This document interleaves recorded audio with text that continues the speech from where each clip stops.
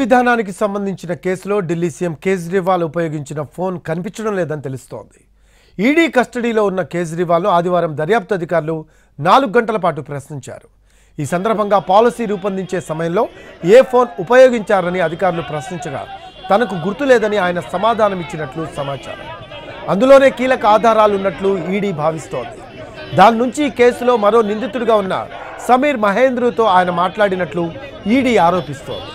మరోవైపు ఈ కేసులో ఇప్పటికే అరెస్ట్ అయిన ఢిల్లీ డిప్యూటీ సీఎం మనీష్ సిసోడియా వ్యక్తిగత కార్యదర్శి సి అరవింద్తో కలిపి కేజ్రీవాల్ను రేపు విచారించనుంది. ముఖ్యమంత్రి అరవింద్ కేజ్రీవాల్ అరెస్టుతో ఢిల్లీ అట్టుడుకుతోంది.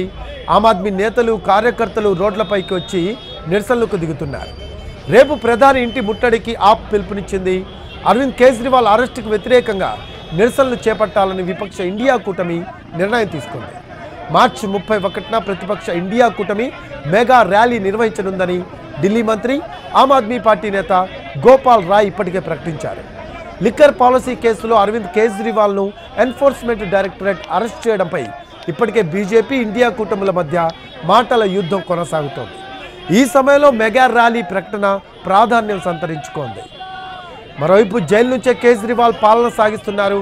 ఆదివారం తొలి ఆదేశాలు సైతం జారీ చేశారు కేజ్రీవాల్. తమ అధినేత జైలు నుంచే పాలన సాగిస్తారని ఇప్పటికే ఆప్ వర్గాలు స్పష్టం చేశాయి కూడా.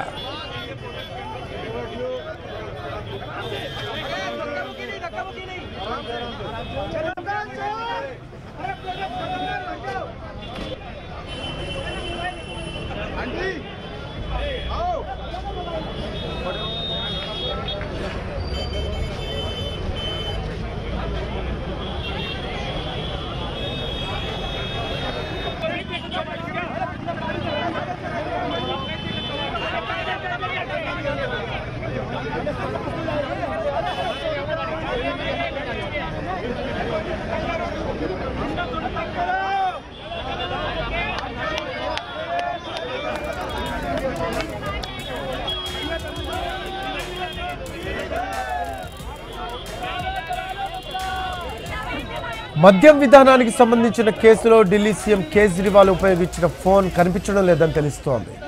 ఈడీ కస్టడీలో ఉన్న కేజ్రీవాల్ను ఆదివారం దర్యాప్తు అధికారులు 4 గంటల పాటు ప్రశ్నించారు. ఈ సందర్భంగా పాలసీ రూపొందించే సమయంలో ఏ ఫోన్ ఉపయోగించారని అధికారులు ప్రశ్నించగా తనకు గుర్తులేదని ఆయన సమాధానం ఇచ్చినట్లు సమాచారం. అందులోనే కీలక ఆధారాలు ఉన్నట్లు ఈడీ భావిస్తోంది.